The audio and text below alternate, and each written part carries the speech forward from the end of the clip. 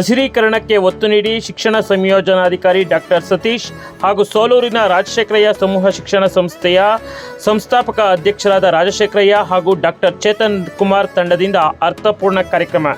ವಿಶ್ವ ಪರಿಸರ ದಿನಾಚರಣೆ ಹಿನ್ನೆಲೆ ಹಲವು ಕಾರ್ಯಕ್ರಮಗಳು ಯಶಸ್ವಿ.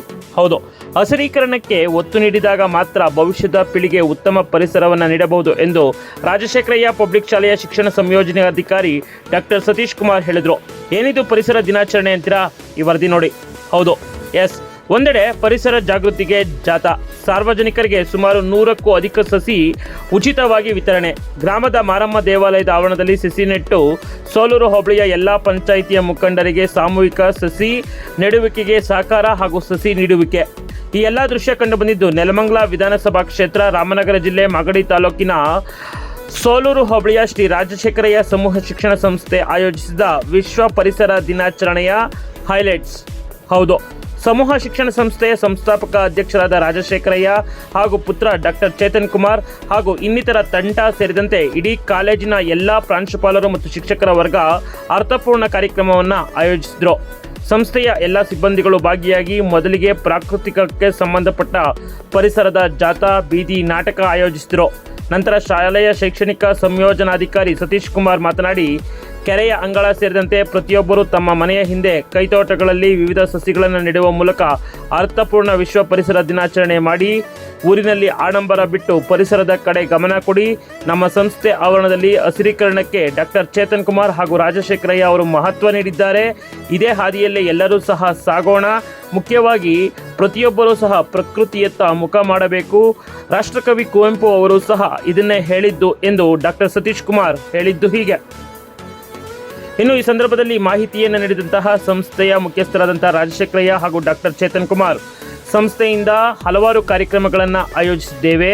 ಈ ಬಾರಿಯೂ ಸಹ ಈ ಒಂದು ಕಾರ್ಯಕ್ರಮಗಳನ್ನು ಆಯೋಜಿಸಿದ್ದು ಈ ಒಂದು ಕಾರ್ಯಕ್ರಮ ಯಶಸ್ವಿಯಾಗಿದೆ ಎಂದು ಹೇಳಿದರು. ಇನ್ನು ಮುಂದಿನ ದಿನಗಳಲ್ಲೂ ಸಹ ಹಲವಾರು ಕಾರ್ಯಕ್ರಮಗಳನ್ನು ಆಯೋಜಿಸುತ್ತೇವೆ ಎಂದು ಡಾಕ್ಟರ್ ಚೇತನ್ ಕುಮಾರ್ ಭರವಸೆಯನ್ನು ನೀಡಿದರು. ಇನ್ನು ಈ ವೇಳೆಯಲ್ಲಿ ಪ್ರಾಕೃತಿಕ ವೈದ್ಯದ ಪ್ರಾಂಶುಪಾಲರಾದಂತಹ ಡಾಕ್ಟರ್ ಕಿರಣ್ ಮಾತನಾಡಿ, ಈ ಬಾರಿ ಬೇಸಿಗೆಯಲ್ಲಿ 40 ಡಿಗ್ರಿವರೆಗೆ ಉಷ್ಣಾಂಶ ಏರಿಕೆಯಾಗಿ ಪ್ರಕೃತಿ ಮಾನವನಿಗೆ ಬುದ್ಧಿ ಹೇಳಿದೆ. ಆದ್ದರಿಂದ ಪ್ರತಿಯೊಬ್ಬರೂ ಮನೆಯ ಮುಂದೆ ಗಿಡಗಳನ್ನು ತೋಟ ಮಾಡಿ ವಾತಾವರಣಕ್ಕೆ ಆಮ್ಲಜನಕ ಹೆಚ್ಚಿಸುವ ಕೆಲಸ ಮಾಡಬೇಕು. ಇಂದು ಸಂಸ್ಥೆಯಿಂದ ಹಲವಾರು ಗಿಡಗಳನ್ನು ನೆಟ್ಟಿದ್ದೇವೆ ಎಂದು ಡಾಕ್ಟರ್ ಕಿರಣ್ ಹೇಳಿದ್ದು ಹೀಗೆ. ಇನ್ನು ಈ ಕಾರ್ಯಕ್ರಮದಲ್ಲಿ ಗಣ್ಯರ ದಂಡೆ ಹಾಗೂ ಇಡೀ ಸೋಲೂರು ಪಂಚಾಯಿತಿಯ ಎಲ್ಲ ಪಂಚಾಯಿತಿಗಳ ಮುಖಂಡರುಗಳು ಹರಿದು ಬಂದಿದ್ದರು. ಇನ್ನು ಮಾಗಡಿ ತಾಲೂಕಿನ ಇಸಿಒ ಶಿಕ್ಷಣ ಸಂಯೋಜನಾಧಿಕಾರಿ ಗಂಗಾಧರ್, ಸ್ಥಳೀಯ ಕ್ಲಸ್ಟರ್ನ ಸಿಆರ್ಪಿ ಜಗದೀಶ್, ಸೋಲೂರು ಗ್ರಾಮ ಪಂಚಾಯಿತಿ ಅಧ್ಯಕ್ಷ ಮುಜಾಹಿದ್ ಪಾಷಾ, ಪಿಡಿಒ ಬೆಟ್ಟಸ್ವಾಮಿ ಗೌಡ, ಗ್ರಾಮ ಪಂಚಾಯಿತಿ ಸದಸ್ಯರಾದ ಪೆದ್ದಣ್ಣ, ಪುಟ್ಟಹಳ್ಳಿ ಸ್ವಾಮಿ, ಸಂತೋಷ್, ಗಂಗರಾಜು ಹಾಗೂ ಸ್ಥಳೀಯ ಮುಖಂಡರಂತ ತಟ್ಟೆಕೆರೆ ನಾಗರುದ್ರ ಶರ್ಮಾ ಬಾಬು, ಜಿಲ್ಲಾ ಪಂಚಾಯಿತಿ ಮಾಜಿ ಸದಸ್ಯರಾದ ಶಿವರುದ್ರಪ್ಪ, ತಾಲೂಕು ಪಂಚಾಯಿತಿ ಮಾಜಿ ಅಧ್ಯಕ್ಷ ನಾಗರಾಜು, ಮಂಜೇಶ್, ಚನ್ನೋಹಳ್ಳಿ ರಾಮಚಂದ್ರ, ಬಿಎಂಟಿಸಿ ಮಾಜಿ ನಿರ್ದೇಶಕ ಕೆಪಿ ಬೃಂಗೇಶ್, ಗುಡೇಮಾರ್ನಹಳ್ಳಿಯ ಹೇಮಂತ್ ಕುಮಾರ್, ತಾಲೂಕು ಪಂಚಾಯಿತಿ ಮಾಜಿ ಸದಸ್ಯ ಕಾಮರಾಜು, ಉಮೇಶ್, ಡ್ಯಾನ್ಲಿ, ಸ್ಟ್ಯಾನ್ಲಿ, ಆಂಟೋನಿ, ರಮೇಶ್, ರಾಜು, ವೆಂಕಟೇಶ್, ಗ್ರಾಮ ಪಂಚಾಯಿತಿ ಮಾಜಿ ಉಪಾಧ್ಯಕ್ಷ ಉಮೇಶ್ ಪುಟ್ಟಮ್ಮ, ರಾಜಶೇಖರಯ್ಯ ಸಮೂಹ ಶಿಕ್ಷಣ ಸಂಸ್ಥೆಯ ಎಲ್ಲ ಸಿಬ್ಬಂದಿಗಳು ಹಾಗೂ ರಾಜಶೇಖರಯ್ಯ ಸಮೂಹ ಸಂಸ್ಥೆಯ ಪ್ರಾಕೃತಿಕ ಕಾಲೇಜಿನ ಪ್ರಾಂಶುಪಾಲರು ಮತ್ತು ಸಿಬ್ಬಂದಿ ವರ್ಗ ಹಾಗೂ ರಾಜಶೇಖರಯ್ಯ ಪಬ್ಲಿಕ್ ಶಾಲೆಯ ಎಲ್ಲ ಸಿಬ್ಬಂದಿಗಳು, ಪ್ರಾಂಶುಪಾಲರು, ಉಪಪ್ರಾಂಶುಪಾಲರು ಮತ್ತು ಸಿಬ್ಬಂದಿ ವರ್ಗ ಸೇರಿದಂತೆ ಎಲ್ಲ ರೀತಿಯ ಸಿಬ್ಬಂದಿಗಳು ಕೂಡ ಕಾರ್ಯಕ್ರಮದಲ್ಲಿ ಭಾಗವಹಿಸಿದ್ದರು. ಇನ್ನು ವಿಶೇಷವಾಗಿ ಇಡೀ ಪರಿಸರ ದಿನಾಚರಣೆಯ ವಿಶೇಷ ಎಂದರೆ ಗಿಡ ನೆಡುವಿಕೆ, ಜಾಥಾ ಕಾರ್ಯಕ್ರಮ ಹಾಗೂ ಸ್ವಚ್ಛಂದ ಭರಿತವಾದಂತಹ ಬೀದಿ ನಾಟಕ ಜನರಿಗೆ ಅರಿವು ಮೂಡಿಸಿತು. ಈ ಬೀದಿ ನಾಟಕದ ಸಂಪೂರ್ಣ ದೃಶ್ಯಾವಳಿ ಹೀಗಿದೆ.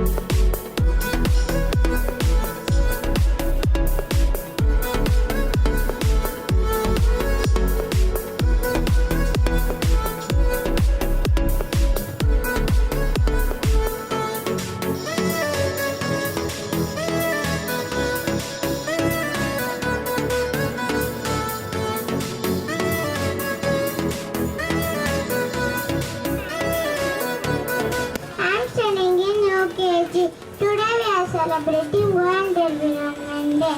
Plant more trees. Use only cloth products. Don't use plastic. Please don't cut me. Save trees, save life. Thank you all. ಗಾಳಿಯನ್ನ ಪಡ್ಕೋಬೇಕು.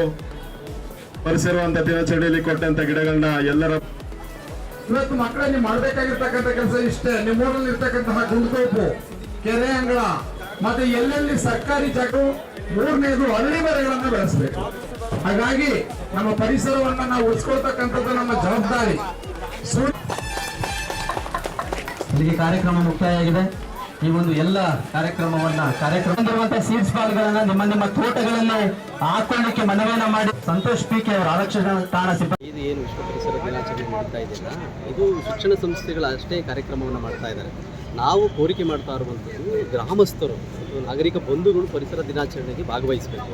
ಆ ಕಾರಣವಾಗಿ ನಾವು ಇವತ್ತು ಉಚಿತವಾಗಿ ಗಿಡಗಳನ್ನು ನಾಗರಿಕ ಬಂಧುಗಳಿಗೆ ಹಂಚೋದ್ರ ಮೂಲಕ ಅವರು ತಮ್ಮ ಮನೆಗಳಲ್ಲಿ ಪರಿಸರ ಕಾಳಜಿಯ ಅರಿವನ್ನು ಮೂಡಿಸಿಕೊಂಡು ಗಿಡಗಳನ್ನು ನೆಟ್ಟು ಮರಗಳನ್ನಾಗಿ ಮಾಡಿಕೊಂಡು ಅದರ ಉಪಯೋಗವನ್ನು ಪಡ್ಕೋಬೇಕು ಅಂತೇಳಿ ನಾವು ಕಾರ್ಯಕ್ರಮವನ್ನು ಮಾಡಿದ್ದೇವೆ. ಇವತ್ತು ನಾವು ನೋಡ್ತಾ ಇದ್ದೀವಿ ಮೀಡಿಯಾಗಳಲ್ಲಿ ಉತ್ತರಾಖಂಡ್ ಅನ್ನುವಂತಹ ರಾಜ್ಯದಲ್ಲಿ ಇವತ್ತು ಯಥೇಚ್ಛವಾಗಿ ತಾಪಮಾನ ಏರ್ತಾ ಇದೆ. 100ಕ್ಕೂ ಅಧಿಕ ಜನಸಂಖ್ಯೆಯ ಜನ ಮಾರಣವನ್ನು ಹೋಗ್ತಾ ಇದ್ದಾರೆ. ಹಾಗಾಗಿ ಇವತ್ತು ನಮ್ಮ ವಾತಾವರಣದಲ್ಲಿ ಆಕ್ಸಿಜನ್ ಅನ್ನೋ ಪ್ರಮಾಣ ತೀರ ಕಡಿಮೆ ಮಟ್ಟಕ್ಕೆ ಬರ್ತಾ ಇದೆ. ಅದು ಶುದ್ಧವಾದ ಗಾಳಿ ಸಿಗುವಂಥದ್ದು ಇದೆಯಲ್ಲ, ಅದು ಸಿಗ್ತಾನೆ ಇಲ್ಲ. ಹಾಗಾಗಿ ಶುದ್ಧವಾದ ವಾತಾವರಣ ನಮ್ಗೆ ಸಿಗಬೇಕು ಅಂದರೆ ಅದು ಮರಗಿಡಗಳಿಂದ ಮಾತ್ರ ಸಾಧ್ಯ. ನಮ್ಮ ನಗರ ಪ್ರದೇಶದ ಜನಗಳಿಗೆ ನಾವು ಮನವಿ ಮಾಡ್ತಾ ಇದ್ದೇನೆ, ಶುದ್ಧವಾದ ಆಹಾರವನ್ನು ರೆಸಾರ್ಟ್ಗಳಲ್ಲಿ ಹುಡುಕ್ತಾ ಇದ್ದೀವಿ, ರೆಸ್ಟೋರೆಂಟ್ಗಳಲ್ಲಿ ಹುಡುಕ್ತಾ ಇದ್ದೀವಿ. ಶುದ್ಧವಾದ ಗಾಳಿಯನ್ನು ಎಲ್ಲಿ ಹುಡುಕಬೇಕು ಅನ್ನೋದು ಗೊತ್ತಾಗ್ತಾ ಇಲ್ಲ ನಮಗೆ. ಆ ಕಾರಣಕ್ಕೆ ಶುದ್ಧವಾದ ಗಾಳಿ ದಯವಿಟ್ಟು ರೆಸಾರ್ಟಲ್ಲೂ ಸಿಗಲ್ಲ, ರೆಸ್ಟೋರೆಂಟ್ಗಳಲ್ಲೂ ಸಿಗಲ್ಲ, ಅಬ್ರಾಡ್ಗಳಲ್ಲೂ ಸಿಗಲ್ಲ. ಅದು ಸಿಗೋದು ನಮ್ಮ ಮನೆಯ ಹಿತ್ತಲ ಗಿಡದಲ್ಲಿ ಮಾತ್ರ ಅನ್ನುವಂಥದ್ದನ್ನು ನಾನಿವತ್ತು ನೆನಪಿಸಲಿಕ್ಕೆ ಬಯಸ್ತಾ ಇದ್ದೀನಿ. ಆ ಹಿತ್ತಲ ಗಿಡ ಯಾವುದಾದ್ರೂ ಆಗಿರ್ಬೋದು, ಅದು ಒಂದು ಸಣ್ಣ ಹೂವಿನ ಗಿಡ ಆಗಿರ್ಬೋದು, ಹಣ್ಣಿನ ಗಿಡ ಆಗಿರ್ಬೋದು, ಮರದ ಗಿಡ ಆಗಿರ್ಬೋದು, ಯಾವುದೇ ರೀತಿಯ ಗಿಡ. ಯಾಕೆಂದರೆ ಗಿಡಗಳು ನಮಗೆ ಕೊಡುವಂಥದ್ದು ಏನು ಅಂತ ಹೇಳಿದ್ರೆ ಅದು ಆಕ್ಸಿಜನ್ ಮಾತ್ರ. ಹಾಗಾಗಿ ಆಮ್ಲಜನಕವನ್ನು ಪೂರೈಕೆ ಮಾಡುವಂತಹ ಉಚಿತವಾಗಿ ಸಿಗುವಂತಹ ನೈಸರ್ಗಿಕ ಸಂಪನ್ಮೂಲ ಅಂತ ಹೇಳಿದ್ರೆ ಅದು ಮರಗಿಡಗಳು ಮಾತ್ರ. ಹಾಗಾಗಿ ಹಸಿರು ನೋಡಿದ್ರೆ ನಮಗೆ ಖುಷಿ ಆಗುತ್ತೆ. ಹಾಗಾಗಿ ಹಸಿರೇ ಉಸಿರು ಅಂತೇಳಿ ನಾವು ಸ್ಲೋಗನನ್ನು ಕೂಗ್ತಾ ಇದ್ದೇವೆ. ಅನ್ನ ನಮಗೆ ಹೊಟ್ಟೆಯನ್ನು ತುಂಬಿಸ್ಬೋದು, ಆದರೆ ಚಿನ್ನದಂತಹ ಅಮೂಲ್ಯದಂತಹ ಆಸ್ತಿ ಅಂತ ಹೇಳಿದ್ರೆ ಅದು ಪರಿಸರ ಮಾತ್ರ. ಹಾಗಾಗಿ ಈ ಪರಿಸರವನ್ನು ಕಾಪಾಡಿಕೊಳ್ಬೇಕಾಗಿರುವಂತಹ ಜವಾಬ್ದಾರಿ ಕೇವಲ ರಾಜಕಾರಣಿಗಳಿಗಲ್ಲ, ಶೈಕ್ಷಣಿಕ ಸಂಸ್ಥೆಗಳ ಪ್ರಾಂಶುಪಾಲರು, ಶಿಕ್ಷಕರಿಗಲ್ಲ, ಸಾಮಾನ್ಯ ಒಬ್ಬ ಆಟೋ ಡ್ರೈವರ್ ಚಾಲಕನಿಗೂ ಅದರ ಅರಿವು ಮೂಡಿಸಬೇಕು ಅನ್ನುವಂಥದ್ದು ಇದೆ. ಆ ಕಾರಣಕ್ಕೆ ಗ್ರಾಮಸ್ಥರಿಗೆ ಮತ್ತು ಸಾರ್ವಜನಿಕ ಹಿತಾಸಕ್ತಿ ಹೊಂದಿರುವಂಥ ಎಲ್ಲ ಜನರಿಗೆ ಈ ಗಿಡದ ಉಪಯೋಗ ಮತ್ತು ಮಹತ್ವವನ್ನು ತಿಳಿಸಬೇಕು ಅಂತೇಳಿ ನಾವು ಈ ಜಾಥಾ ಅನ್ನುವಂತಹ ಕಾರ್ಯಕ್ರಮವನ್ನು ಮಕ್ಕಳೊಂದಿಗೆ ಆಚರಣೆ ಮಾಡಿದ್ದೇವೆ. ಇವತ್ತು ಕೂಡ ನಿಮ್ಮ ಸಂಸ್ಥೆಯಿಂದ ಯಾವ್ಯಾವ ರೀತಿ ಗಿಡಗಳನ್ನ ವಿಚಾರಣೆ ಮಾಡಿದ್ರು? ಯಾಕೆಂದ್ರೆ ನಮ್ಮಲ್ಲಿ ಆಯುರ್ವೇದ ಕಾಲೇಜ್ ಅನ್ನುವಂಥ ಒಂದು ಸಪ್ರೇಟ್ ವಿಭಾಗವೇ ಇದೆ. ಆಯುರ್ವೇದ ಕಾಲೇಜಲ್ಲಿ ಪ್ರತಿಯೊಂದು ಗಿಡದ ಅಮೂಲ್ಯವಾದ ಉಪಯೋಗಗಳನ್ನು ತಿಳಿಸುವ ನಿಟ್ಟಿನಲ್ಲಿ ಸುಮಾರು 25ಕ್ಕೂ ಅಧಿಕ ವೈವಿಧ್ಯತೆಯಿಂದ ಕೂಡಿರುವಂತಹ ಗಿಡಗಳನ್ನು ನಾವು ಜನರಿಗೆ ಹಂಚುವಂತಹ ಕಾರ್ಯಕ್ರಮವನ್ನು ಮಾಡಿದ್ದೇವೆ. ಅದರಲ್ಲಿ ಗಿಡಮೂಲಿಕೆಯಿಂದ ಕೂಡಿರುವಂತಹ ಗಿಡಗಳಾಗಿರ್ಬೋದು, ವಿವಿಧ ರೂಪದ ಹಣ್ಣುಗಳನ್ನು ಕೊಡುವಂತಹ ಗಿಡಮೂಲಿಕೆಗಳಾಗಿರ್ಬೋದು, ವಿವಿಧ ರೀತಿಯ ಹೂಗಳನ್ನು ಬೆಳೆಯುವಂತಹ ಗಿಡಗಳನ್ನು ಕೂಡ ಹಂಚಿಕೊಳ್ಳುವಂತಹ ಪ್ರಯತ್ನವನ್ನು ಮಾಡಿದ್ದೇವೆ. ಯಾಕೆಂದರೆ ನಮ್ಮ ಗಿಡ ಅಂದರೆ ರೋಸ್ ಬಿಡುವಂಥದ್ದು ಅಥವಾ ದಾಸವಾಳ ಬಿಡುವಂಥದ್ದೇ ಹೂವು ಗಿಡ ಅಂತ ಅಂದ್ಕೊಂಡಿದ್ದೇವೆ. ನೀವು ನಂಬಲಿಕ್ಕಿಲ್ಲ, ರಾಜಶೇಖರಾಯ ಸಮೂಹ ಶಿಕ್ಷಣ MRR ಕ್ಯಾಂಪಸ್ಗೆ ಒಂದು ಸಲ ಭೇಟಿ ಕೊಟ್ಟರೆ ನಿಮಗೆ 100 ಥರದ ಗಿಡಗಳ ವಿಭೇದಗಳನ್ನು ನೀವು ಕಾಣಲಿಕ್ಕೆ ಸಾಧ್ಯ ಇದೆ. ಹಾಗಾಗಿ ನಾವು ಹಣ್ಣು ಅಂತ ಹೇಳಿದ್ರೆ ಬರೀ ಆಪಲ್ಲು, ಮೂಸಂಬಿ, ದಾಳಿಂಬೆ ಅಂತ ಅಂದ್ಕೊಂಡಿದ್ದೇವೆ. ಅದರ ಆಚೆಗೂ ಕೂಡ ಹಿರಿಯರು ಸಾಂಪ್ರದಾಯಿಕವಾಗಿ ನಡೆಸ್ಕೊಂಡು ಬಂದಿರುವಂತಹ ಅದು ಯಾವತ್ತೂ ಕೂಡ ಕಾಡಿನಿಂದ ನಾಡಿಗೆ ಬರದೇ ಇರುವಂತಹ ಎಷ್ಟೋ ಕಣ್ಮರೆಯಾಗಿರುವಂಥ ಹಣ್ಣಿನ ಗಿಡಗಳನ್ನು ನಾವು ಇವತ್ತು ಪರಿಚಯ ಮಾಡ್ತಾ ಇದ್ದೀವಿ. ನೋಡ್ಬೋದು ಇಲ್ಲಿ ಈ ಗಿಡಗಳು ನಮಗೂ ಪ್ರಕೃತಿ ಎನ್ವೈರ್ಮೆಂಟ್ ಡೇ ಏನು ಮಾಡ್ತಾ ಇದ್ದೀವಿ ನಮಗೆ ತುಂಬ ಹತ್ತಿರವಾದದ್ದು. ಯಾಕಂದರೆ ನಾವು ಪ್ರಕೃತಿ ಚಿಕಿತ್ಸಾ ವೈದ್ಯರು. ಆ ಉದ್ದೇಶ ಇಟ್ಕೊಂಡು ನಾವಿವತ್ತು ಸೋಲೂರು ಗ್ರಾಮದಲ್ಲಿ 1,000 ಗಿಡಗಳನ್ನು ನಾವು ಇವತ್ತು ಇದು ಮಾಡಿದ್ದೀವಿ. ಅದು ಮರವಾಗಿ ಹೆಮ್ಮರವಾಗಿ ಬೆಳಿಬೇಕು ಅಂತ ನಮ್ಮೆಲ್ಲರ ಆಶಯ. ಏನು ಹೇಳಕ್ಕೆ ಇಷ್ಟಪಡ್ತೀರಿ ಈ ಬೀದಿ ನಾಟಕದ ಬಗ್ಗೆ ಮತ್ತು ಈ ಬಸ್ ಸ್ಟ್ಯಾಂಡಲ್ಲಿ ಆಯೋಜನೆ ಮಾಡಿದ್ರು? ಜನರಿಗೆ ಅಟ್ರಾಕ್ಟಿವ್ ಆಗಿರಬೇಕು, ಅದಕ್ಕೋಸ್ಕರ ಬೀದಿ ನಾಟಕದ ಜನಜಾಗೃತಿ ಮೂಡಿಸಬೇಕು ಅಂದರೆ they should be attracted. First ಕ್ರೌಡ್ನ ಫುಲ್ ಮಾಡಬೇಕು, ಅಟ್ರಾಕ್ಟ್ ಮಾಡಬೇಕು. ಹಾಗಾಗಿ ಇವತ್ತು ತುಂಬ ಸಕ್ಸಸ್ಫುಲ್ ಆಗಿದೆ ಪ್ರೋಗ್ರಾಮ್ ಅಂತ ಇಷ್ಟಪಡ್ತೀವಿ. ಆ ಜಾತದ ಬಗ್ಗೆ ಏನು ಹೇಳಕ್ಕೆ ಇಷ್ಟಪಡ್ತೀರಿ ಸರ್? ಜಾಥಾ ಅನ್ನೋದು ಪ್ರೇರಣೆ ಕೊಡುವಂಥದ್ದು ಜನರಿಗೆ. ಇದನ್ನು ನೋಡಿ ಇನ್ನೂ ಜನ ಅದ್ರ ಬಗ್ಗೆ ಅವಗಾಹನೆ ಮೂಡಿಸ್ಕೊಂಡು ಇನ್ನೂ ನೆಕ್ಸ್ಟ್ ಹೆಚ್ಚಿನ ಸಂಖ್ಯೆಯಲ್ಲಿ ಭಾಗವಹಿಸ್ತಾರೆ ಅಂತ ಭಾವಿಸ್ತಾರೆ. ಸಮಸ್ಯೆ ಡಾಕ್ಟರ್ ಕಿರಣ್ ಅಂತ, ಪ್ರಾಂಶುಪಾಲರು, ಪ್ರಕೃತಿ ಚಿಕಿತ್ಸಾ ಕಾಲೇಜು ಸೋಲೂರು.